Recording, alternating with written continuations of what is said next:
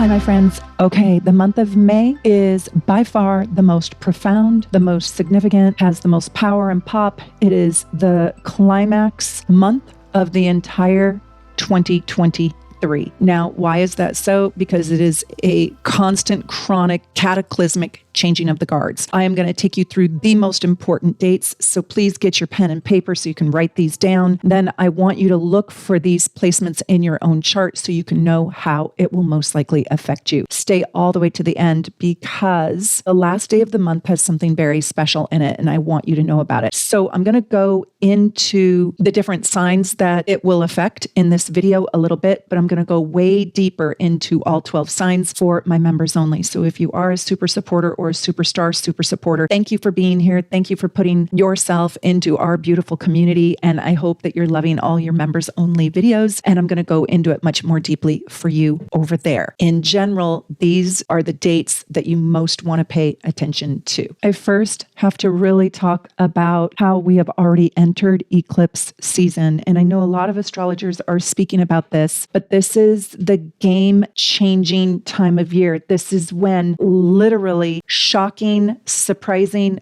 big, enormous, gargantuan, cataclysmic events will come into your life and will potentially change your life, alter the course that you're on, or just create massive upheaval for good or for bad and bring in probably losses and gains. I love how one of my teachers in a lecture that I was taking with Maurice Fernandez, he's one of my favorite astrologers, he was talking about eclipses and he was talking about the cycle of eclipses and the rhythm of eclipses and how eclipses come in and they just completely change your life. And this girl in the back row of this giant lecture said, Maurice, is that for good or for bad? And like the true Scorpio he is, he walks slowly over to the microphone.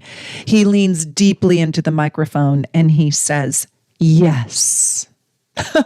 Those are eclipses. I have to tell you that the very first eclipse, there's 4 of them this year, but the very first eclipse happened at that crisis degree, 29 degrees Aries, and it happened on April 20th. Eclipses, the energy is so massively big. It's not like it's only on April 20th and that's it. No, it actually spans 6 months before and 6 months after. But because that is so big, you really can look at an eclipse entering around 6 weeks prior, and there's an aftermath 6 weeks after. So I want you to know that that is the bullseye date, but it's kind of like the shrapnel when the bomb goes off is completely enormous. And so it spans a much larger time, a month and a half before and a month and a half after. So around April 20th, I want to ask you, what happened to you that changed your life? Anything? So if you have a prominent Aries planet in your chart, Aries rising, Aries moon, Aries Mars, Aries south node, Aries north node, even I would say Aries Saturn, Aries sun, of course. And if it's in the later degrees, well, this eclipse affected that planet in your chart. If you have late degrees Libra, late degrees Cancer, or late degrees Capricorn in your chart, this eclipse at the 29 degrees Aries would affect you massively, absolutely massively. And I also want you guys to know, and I pray that you've already seen this video where I talk about the 29th degree. The 3 power degrees are the 0 degree, the 15 degree, and the 29th degree. In the 29th degree, I talk about it being the crisis degree, a very difficult degree. So the fact that this eclipse was in Aries, oh my God,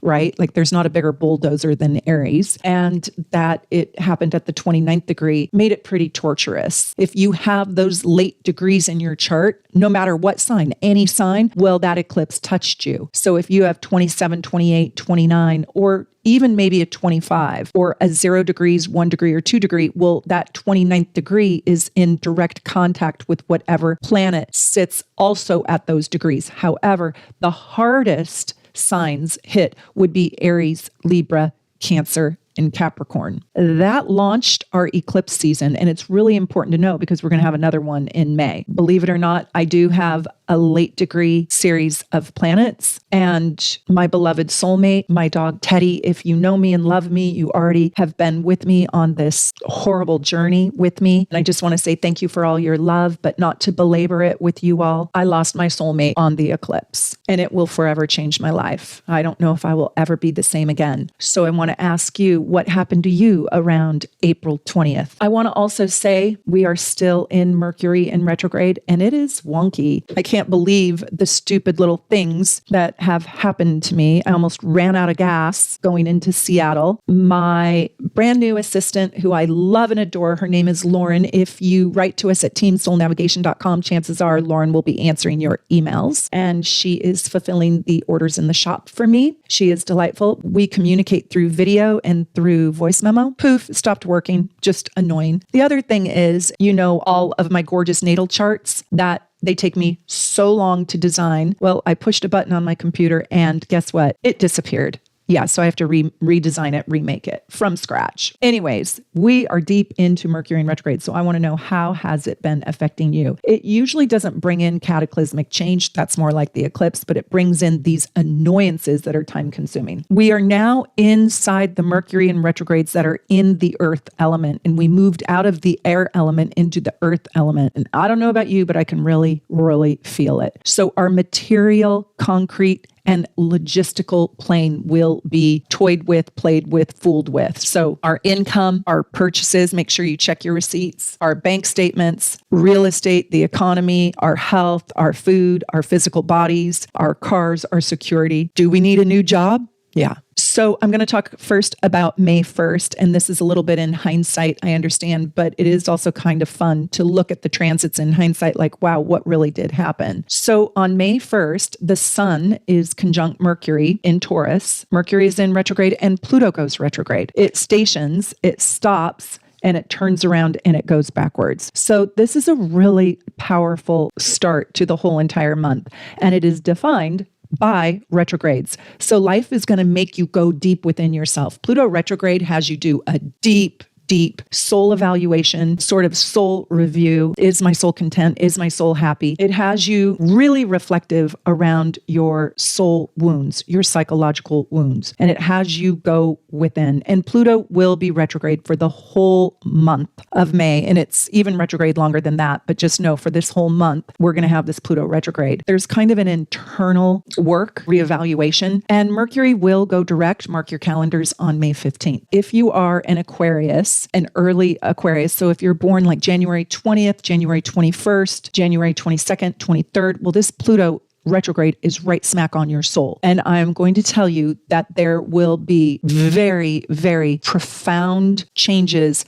and transformation made in your life. So let me know if that's you. I also want to tell you that if you are a Leo at the very early degrees, so late July, baby, July 20th, 21st, 22nd, 23rd, this Pluto is in opposition to your sun, and that is a big deal. And so you might feel that like you're trapped in power struggles. You might feel like you're trapped in things that want to put you down, push you back, bully you, boss you, be your authority. You might have a hard time right now really stepping into your own power. This is pretty tough for 0-degree Scorpios, or if you're within 10 degrees of that 0 degrees. So if you're born in late October, like October 20, 21, 22, 23, and also if you're born in those first degrees of Taurus, because that means Pluto is square to you if you've got that early Scorpio degree or that early Taurus degree. And when Pluto is square to you, you just feel sometimes sort of powerless or trapped in a world that you don't even want to be in. And it can be very painful. So I'm going to go deeper into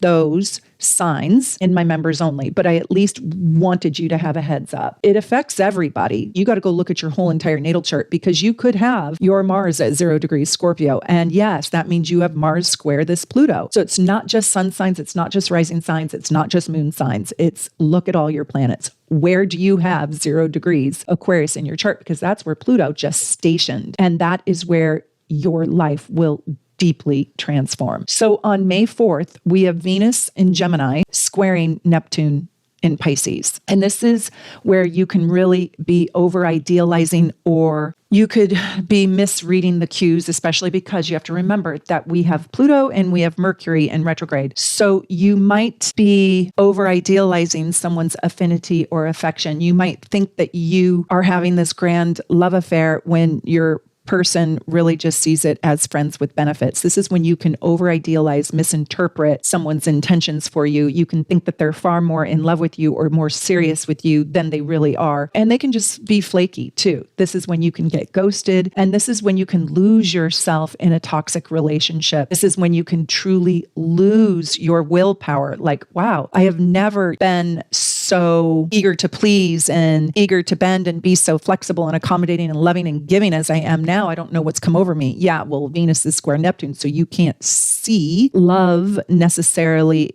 with as much clarity. So you can really misjudge your love life or your money too, because Venus is also money. This can be a positive aspect if you're very clear-headed, but you can really lose yourself to the wrong person or to the wrong investment at this time. And I want you to know this is not a great time to make a commitment. 1, Mercury's in retrograde. 2, Pluto's in retrograde. So you kind of have to do background search around really investigate this thing that you want to commit to. 3, we now have Venus squaring Neptune. So we can be really scammed right now. May is a very difficult month. There are very few easy transits. So I want to tell you, I'm not trying to be a Debbie Downer. With a little preparation, you can actually make great things out of challenges, losses, and difficulties. But May is cataclysmic for a reason. It is just one giant thing after another. And watch the news this month, because I think it's going to get really, really crazy. And if you are a Pisces or you are a Gemini, even a Sagittarius or Virgo, Venus square Neptune can be very, very painful because you can feel truly lost around the subject of love. Venus square Neptune can be sort of like, why did my love leave me? I thought it was perfect. I thought everything was great. I don't understand what happened. Am I in a fairy tale? Am I in reality? Did I make up this? Was this just a dream? Was this a dream? That's how that can feel. I want to tell you to brace yourselves for the next lunar eclipse. It's on Cinco de Mayo and it sits at 14 degrees Scorpio. So if you have any fixed signs at that midpoint, 14 degrees, 15 degrees, 16 degrees, and that's Scorpio, Taurus, Aquarius, or Leo, just hold on. Eclipses are shell-shocking and they're usually full of surprises. So you can't really prepare for the exact activity that you think is going to happen, but you can be prepared to be surprised. And whenever I prepare to be surprised, I'm usually not that surprised. So this is a lunar eclipse, and you guys know the difference between a solar eclipse, that's usually a new moon, or that is a new moon, and a lunar eclipse, that's a full moon. We have a Scorpio full moon at this time, and then we have a Taurus sun.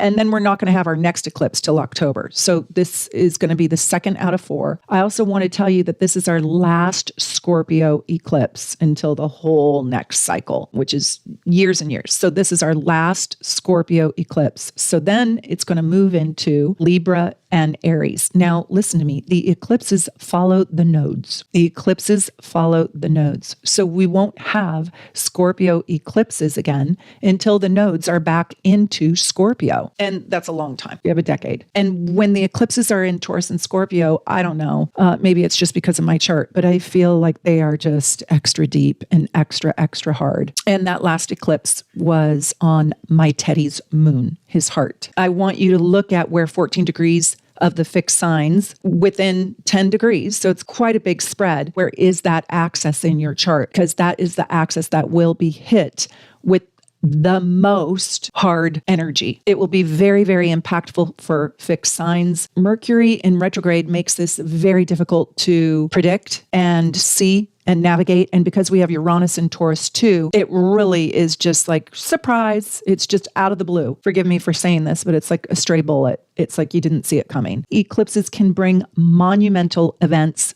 gargantuan changes, and you can have mega births. Like an eclipse can turn you overnight into a superstar. Your video can go viral and now you're famous forever. And it can also have mega losses. It is just so impactful because it changes your life forever. It's a lot to reckon with and deal with. It's like getting struck by lightning. If you have Scorpio, Taurus, Leo, or Aquarius placements near that 14th degree, I just want you to be a little bit on guard. Look over your shoulder, protect yourself, make wise decisions. Don't park in the crazy, weird garage at night. Park in the, the well-lit, safe garage. Don't take chances. And right now, I'll say that we are being invited to be inventive and be willing to step into solutions, be willing to troubleshoot, to fix the irritants in our life that come up right now. One thing that I think is really interesting is that I think King Charles is going to get coronated on the eclipse. Life-changing, right? So there's an example, I guess, of something good. But his mom passed away around the last eclipse, just 6 weeks prior to the last eclipse. And remember I said the eclipses usher in energy. The eclipse brings in massive change.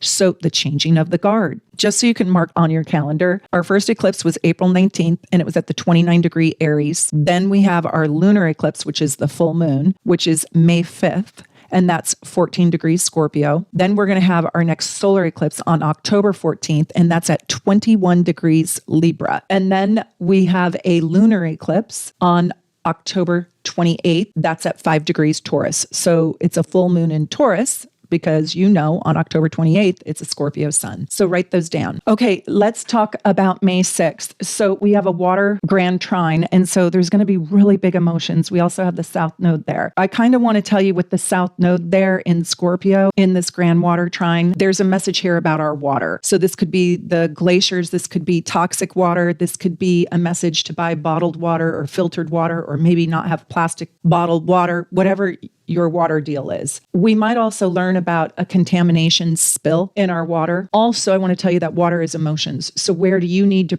purge or purify your emotions? On a pragmatic level, don't swim in dirty lakes, but I also want to say metaphorically, don't swim in dirty lakes. This is also especially for Pisces, Cancer, and Scorpio. You're highly susceptible to toxicity in the water right now. And also you're susceptible to getting your feelings hurt or your heart broken right now. So May 6th is a day of purification and to be gentle with yourself. So May 7th, Pluto is starting its square to the nodes. It's not exact, but it's creeping up. And so again, if you have fixed signs, that's Leo, Aquarius, Scorpio, and Taurus, it is 3 degrees away from the nodes. You're going to start to feel it. With Pluto, you need tight orbs. If you are 0, 1, 2, or 3 degrees of the fixed signs, or if you have a mega planet there, you really might feel this karmic shift. And this can bring, again, cataclysmic changes. This feels a lot like that eclipse energy, but there is growth,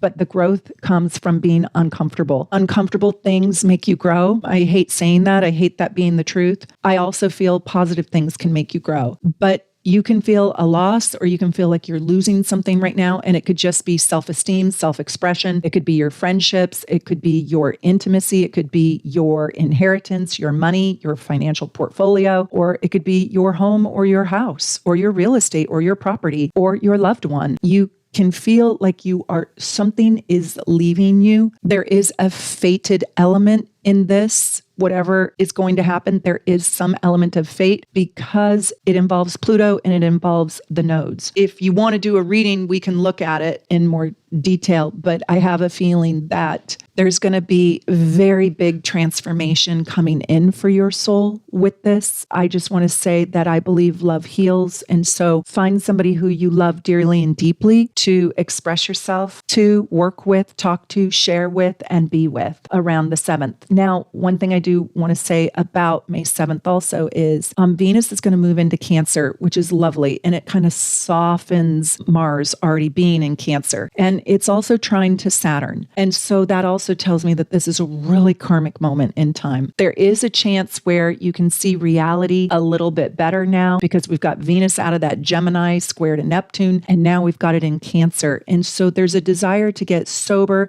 to get safe, to be secure, to make wise decisions with your money, with your love. And you could also receive a great work opportunity right now. Now, we still have Mercury in retrograde, so I'm not positive about it, but there could be a work opportunity that's coming in to level you up. And because this is a lovely trine to Saturn, the work that you do in your life, whatever it is, can really be a self-esteem booster for you. You really might, because Venus is in this great partnership with Saturn, you might get sort of a boost, like a vitamin B shot, to push you through whatever is hard to get to the leprechaun's gold. Now, on May 14th or 15th, Mercury stations. That means it stops and it turns around and it goes direct. Thank God. Hallelujah. So the logistics start to get better. The mishaps, the little misfortunes, the printer not working when you need it to, all of that slows down. If you guys want your transit report for 365 days so you can be prepared specifically for your chart, we take your chart and we build out all the transits for a whole year and we sell that report for hardly anything. You can get that one of two ways. You can just buy that in my shop, or you can become a superstar super supporter and you get that for free. Whatever way you want to do it. You can support the channel and be a superstar and you get that along with your gorgeous natal chart. Or if you just want to be a subscriber or a member at the lower level, you can go purchase that and it prepares you for your whole entire year. And I take that report and I highlight my most important days. Back to May 15th, Jupiter is leaving Aries and it is moving into Taurus. I have a lot to say about this. I could probably do a whole video just on what does it mean to have Jupiter spend its next year in Taurus. So Jupiter goes around the whole zodiac between 12 and 13 years. It's usually about 12 and a half years. And so it spends about 13 months in a sign. It's a long transit, but when it makes the change, we call that the ingress, INGRESS. So when it ingresses into the next sign, that's when it's very powerful because it's shedding one coat or one theme and it's bringing us a new theme to work on for a whole year. And it's leaving Aries. And so I want you to know when Jupiter is sitting at that 29th degree, which is the second week of May, we're changing our belief system collectively. And especially if you are late Aries, this is huge. And again, I'm going to go into those in my members only video. I want to know, what was your life like around June 4th, June 5th, the first week of June, 2011. What were you doing? Where were you? Because that's the last time Jupiter entered Taurus. Before that, and ask yourself, what was it like in the year 2000? Y2K, anybody? Were you alive? I know I was. Your values have shifted from 2011 and they shifted in 2000 as well. So how did it shift for you? I want to know if something happened to your self-worth, to your home, your emotional or financial security, your beauty. This time with Jupiter moving into Taurus, it will be in an echo chamber of those two previous times. Basically, I'm going to just tell you the basics here and I'll go into it deeper in my members only video. Taurus is asking you to develop and create a new plan and a new project for yourself. There is a new kind of ambition inside of you and a new expansiveness around making money, earning money, having money, saving money. So Jupiter is the planet of good luck and fortune. That's true. It's also the planet of self-improvement, and it is also the planet of your belief system. And Taurus is the sign of nature, our land, our earth, beauty, wealth, money, self-esteem, our creature comforts, and all of our senses. So this can go two ways. If Taurus in Jupiter is in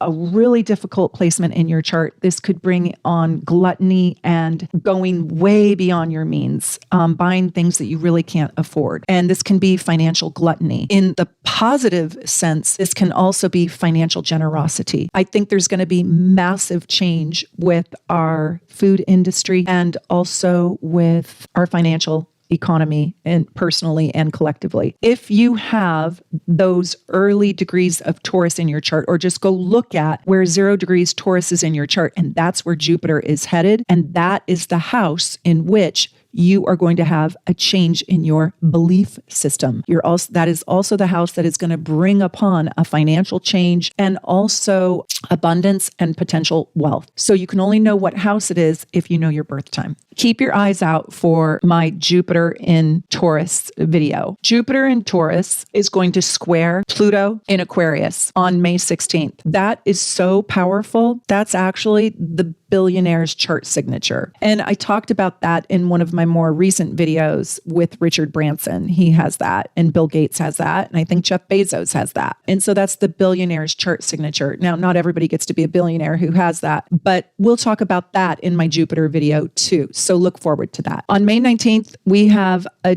giant day with the Taurus new moon, but we also have Uranus on it. So this moon is kind of sketchy. And then we have Mars at the 29th degree Cancer. So we have this really hard Mars opposing Pluto and Aquarius, but it's also in a T square to Jupiter. So we have Jupiter at Taurus, and then it's in a T square to Mars opposing Pluto. So I just want to tell you that like a big Jupiter opportunity could come into your life and want to advance your life. But at the same time, I absolutely cannot stand Mars opposing Pluto. So that's really tense, and it can go two different ways. So you can get an opportunity and then it can blow up, or you can get an opportunity and it doesn't go well. But really what I'm saying is, because Pluto is there, and because we at least have a good Pluto Sun aspect with 0 degrees Gemini, I want to tell you just to be a detective and just dot all your I's, cross all your T's, and do your investigative research. Like, don't go out on a first date, with somebody if you don't really know who they are. I just kind of want you to be the detective so you don't get manipulated in this new potential opportunity. Really look at the fine print. And there can be negative people who pretend that they're in it for you,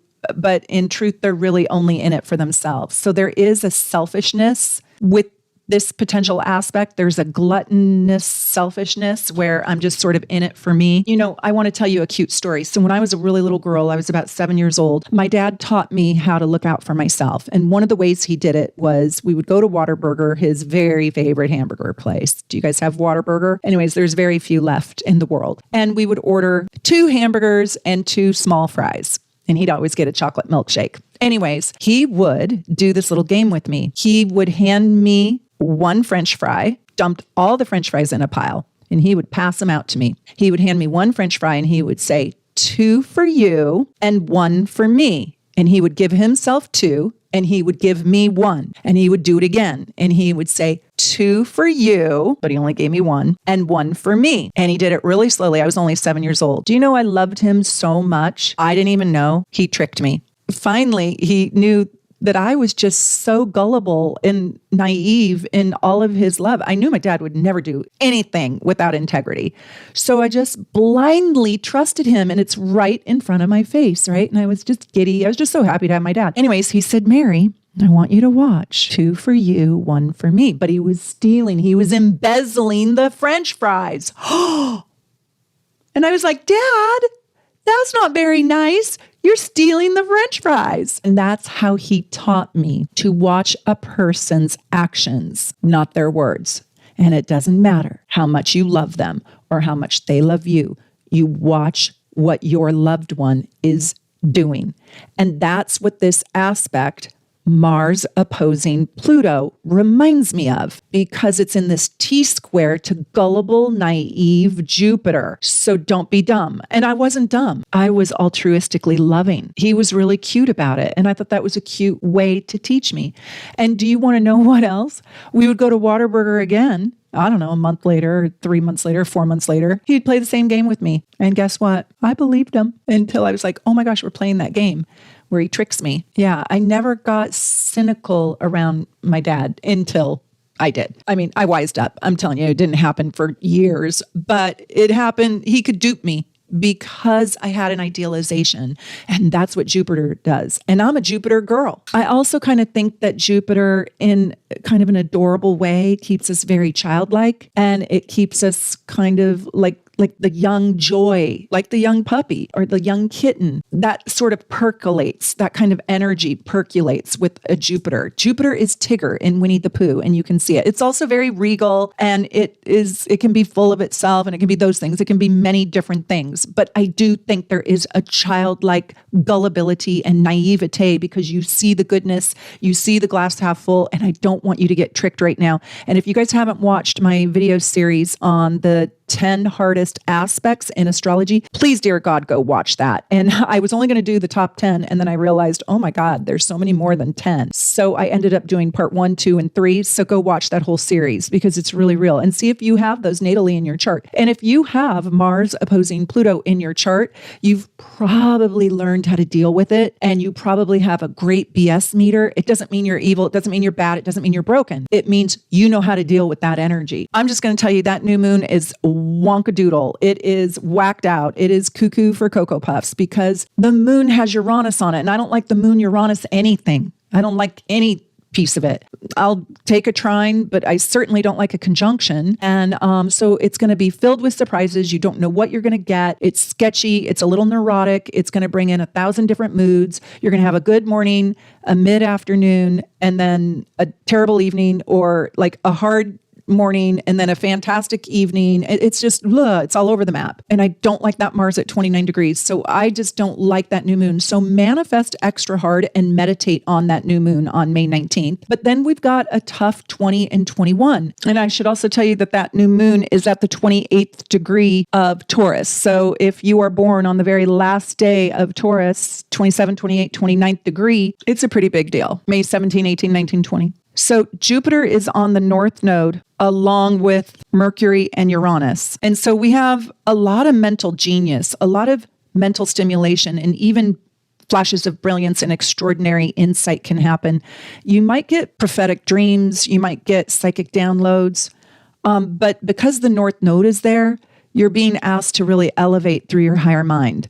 And you're being asked to shift your belief system, maybe to become more accepting, to advance yourself, and to increase your vibrational plane.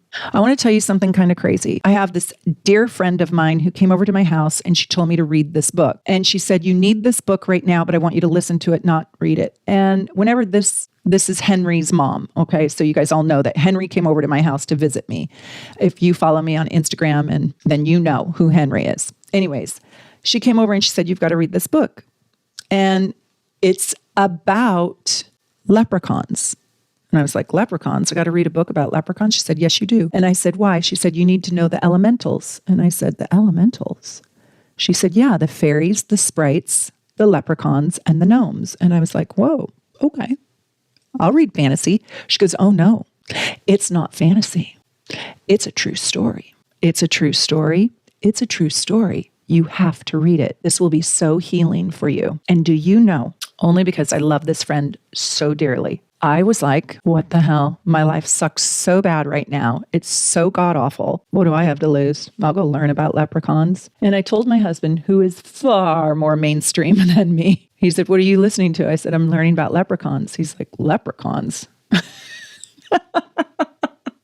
You know what he said? Whatever makes my wife happy makes me happy. I said, do you want to learn about leprechauns? He goes, what is there to learn? I said, so much. Like there's a whole fairy world out there. There's a whole elemental world out there.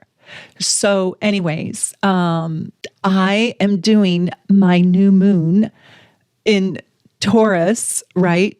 At the 28th degree, conjunct my North Node, the North Node, conjunct Jupiter and Uranus. So what whacked out wonky thing are you going to learn? The beautiful takeaway of this story, and I know I'm saying all this and half of you are like, unsubscribe. I don't want to talk to that lady. I don't want to listen to that lady. And that's okay. I get it. I've never studied about leprechauns. I've never been in a place where I really wanted to study about leprechauns. And because my beautiful soul sister, who is literally an earth angel in my life and in the world, handed me this book and said, this will help you heal. Let me tell you something. Whether this story is true or not true, whether there are leprechauns or they're not leprechauns, the message in this story is so beautiful. I hope it is true. It is so deep and playful and profound and special and wonderful. I'll tell you the name of the book, just in case you want to listen to it. Summer with the Leprechauns. I don't care if it's not true or true. I don't care. I just am telling you, it has helped my heart heal because there's so much magic and there's so much beauty. It's showing me life on a completely different energetic plane. And if we lived like they suggest in the book, my God, who we could be. Like there's ascension themes in this story that is just so beautiful. And I wanted to share that with you. So that's kind of like that new moon. I don't really love Uranus on the moon. However, brilliant things can happen. You can elevate, you can time travel, you can go into a whole new world that you never even knew existed by accident. Accident, not really, right? But by pure suggestion. So if you're going to work with this new moon, let this new moon take you into a whole new crazy place without being dangerous. I don't want it to like create anything but love for you. So let's skip ahead to May 21st, because that's the next day with a lot of juicy fruit and a lot of pop. So on May 21st, we have this grand fixed cross in the early degrees. We probably are going to bump into rigidity and stubbornness and fixity. And we might run into people, we might run into circumstances or situations that like want to cram the rules down our throat. And we might feel like we're being caved in on and that we're without choices and that we can only do things one way and one way is the right way and don't choose the wrong way. And we might feel like the world is trying to self-impose a ton of rules on us that we just simply don't want. Like things are fixed.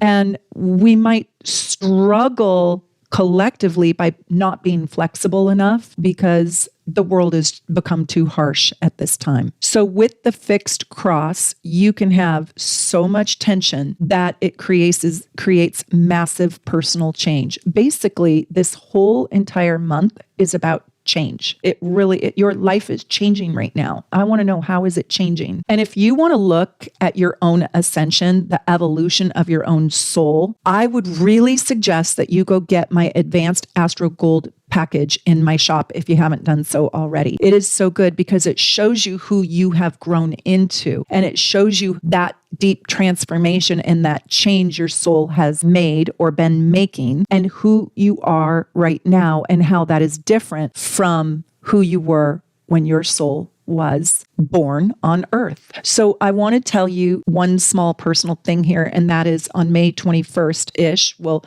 the whole month of May, I'm going to be really looking at President Zelensky, the president of Ukraine's chart and his life, because he's having a Mars return. On this day, Mars turns to 0 degrees Leo. I'm nervous for him. Now, I do think he kind of needs this power, if you will. Quite possibly, he can do the work the job requires of him and he can be successful. So I am keeping my eye on President Zelensky because of his chart. And if you guys want me to do his chart for the month of May, I will do that for you. But just leave me a comment. I don't know if you're interested in that or not. But this fixed cross just creates so much tension that great things can come out of it, but it can also go horribly wrong too. It's like working with dynamite, and you probably need dynamite to win the war, and dynamite can also take you out, right? I also want you to know that we shift on the 21st of May from a Taurus sun to a 0 degrees Gemini sun, but we get a boost from Pluto a little bit because we now have an exact Sun-Pluto trine on the 21st of May, which brings a lot of really good power to your life. And if you are a very early Gemini or a very early Aquarius, wow, this is a power-packed day for you. Do something great with this day. Throw yourself into the game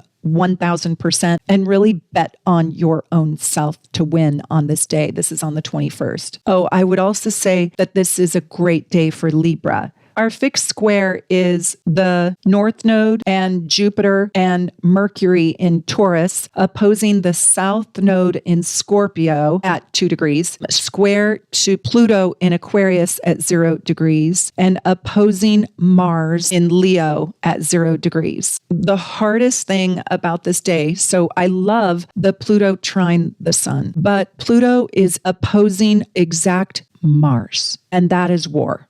That is death so hard. And if you have that in transit, meaning if you have Pluto opposing your Mars or your Mars opposing Pluto, that can be a deep loss transit, even a death transit. That can be the death knell. That can be something where it's like game over. With my dog Teddy, on the day he died, the eclipse happened, but he also had transiting Mars exact opposite to his Pluto. It's very sad. It was very painful for me to see that. That Mars Pluto, I know the stomach ache that transit gives me. So I'm kind of glad that at least we have a good sun that day. I'm going to say my prayers for President Zelensky, because it's a tough day. And I know this probably sounds like, oh my gosh, Meredith, you're not being an uplifting, inspiring person with these transits. And I'm like, oh my God, I'm so sorry. But I want you to know the truth so you can do something. Now, I want to tell you the next day is May 27th, and Venus in Cancer starts the trine to Neptune in Pisces. And so this gets kind of sweet. This is a little bit bittersweet. There's going to be some salty to this sweet, but the moon today is in Virgo.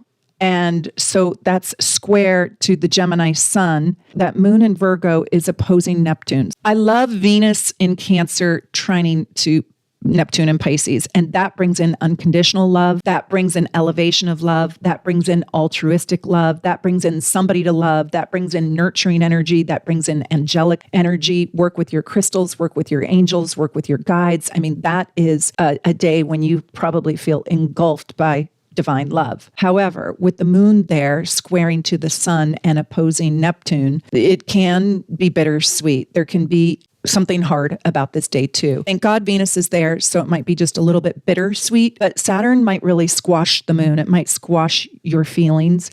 You may see the problems inside your situations. You might see very clearly what the challenges are going to be. I want to tell you something very important to the Virgo part of your chart and to Virgos in general. Neptune is in Pisces until March 29th, 2025. So we have about 2 years of that. And Saturn is in Pisces until March 24th, 2025. So basically March of 2025. So we've got 2 years of this. With Virgo being Pisces opposite once a month on the Virgo moon, and we have a Virgo moon once a month, this Virgo moon is going to be opposing this Pisces. And that brings in this opposition that is very emotionally difficult and emotionally painful. We can really lose ourselves with the Neptune, and then we can get very emotionally squashed and emotionally hurt. Now, if you are a Virgo or wherever Virgo is in your chart, this is going to be activated once a month for the next 2 years. What happened is the last 2 years when we had Saturn in Aquarius, the Leo moon was affected. So now the Virgo moon is going to be affected. And if you have a Virgo moon, this is a time when you are really being asked to take a look at what motivates your heart. And that's hard for Virgos to do because they're very logic-based. So I just wanted to share with you how to think about transits in a new way, because you are going to experience this opposition with not only Saturn, but Neptune too. And Neptune oppositions are very hard because you feel lost. You feel untethered. You feel ungrounded. So what I want to tell you is you're going to have to get into the spiritual manifestation of your life, mastering the intangibles. That's what Pisces is. Hope, love, and faith, and surrender, the power of surrender inside meditation. And you're going to have to step into the intangible parts of your world and get out of all this logic and analysis and strategy and perfectionism. Like, F the perfection. Like, F it. You got 2 years to screw the perfection. You don't need to be perfect. It's not even a real thing. I think you're going to be forced to develop your faith in yourself. You're going to have to surrender some of the rules and regulations that keep you on spinning on the gerbil wheel. So anyways, I can do a whole video on this if you guys want. So where is Virgo in your chart? Because that is going to get challenged. That place is going to get really, really challenged in your life. And if you have a planet in Virgo, this is a BFD. This is giant. These next 2 years are going to grow your emotional maturity and your spiritual wisdom like never before. I like to get out ahead of the lesson because I don't like the universe picking the catalyst for me. I'll do my work. I promise I'll do my work. Let me pick the subject matter so it doesn't hurt so bad. It doesn't always work that way. That's just another form of control, I'm afraid. This is a huge kind of wake up time for for Virgos. Let me tell you about May 30th. May 30th is probably my favorite day of the month, and we have an air trine. So this is a great day for receiving good news, communicating your thoughts, your feelings in a very articulate way. You could be masterful at communication and connection and networking. And this is a time when you want to build your website, put yourself out there, make your YouTube channel, become your preacher, teacher, speaker, YouTube talker, TED talker. The North Node is exact conjunct Jupiter on this day. So we have karmic good luck coming to us. And I want to say that when Jupiter is right smack on the North Node, it can bring in an absolute greatness for us. I really appreciate this day. I also think with Venus Uranus, you can get some big surprises around love. This is a good head and heart, yin and yang day where I feel like really good things can happen. I love that Venus in Cancer is coming up to a conjunction with Mars. And it's softening Mars in Leo, and it's telling Leo and Mars to be humble, to reflect, to go slow, to nurture, and to take care of oneself. And I love the Venus trine to Neptune. And so there's a lot of altruistic love. So you could really feel the benefits of this day. The 31st is an okay day too early in the day. We get that Scorpio moon, and I don't love that as much with this particular chart. So I like May 30th, and I think you could really receive great things on that day. I hope you guys loved this. I still have a few seats left. If you want to come learn with me at my workshop, it is going to be absolutely wonderful. You should see this glorious group of people coming. They are just so fun, so full of love, and they are just enthusiastic, kind vessels of love. I'm so excited to meet you all. Come learn with me on the waterfront in Seattle, Washington, down at Pike's Place Market. It's going to be extraordinary. 3-day immersion. You are going to learn so much. You're going to be blown away. I'm going to give you all my tips and my tricks. I also want to invite you that if you can't do that, I do have some classes online. Just go to soulnavigation.com and click the Learn Astrology button, and you can go look at my classes that I have online. They're super affordable, and check out my shop because you can learn from the charts and the reports. You can purchase over there too. And of course, I hope you're a subscriber. Please help me grow my channel. I really appreciate all that you do. I love my super supporters. Thank you for being here, and look for the behind the scenes content that you're going to get from my house here in Seattle, Washington, to wherever you are at in the world. I'm wishing you the very best. And go Billy Porter. I love him. Take good care. Bye for now.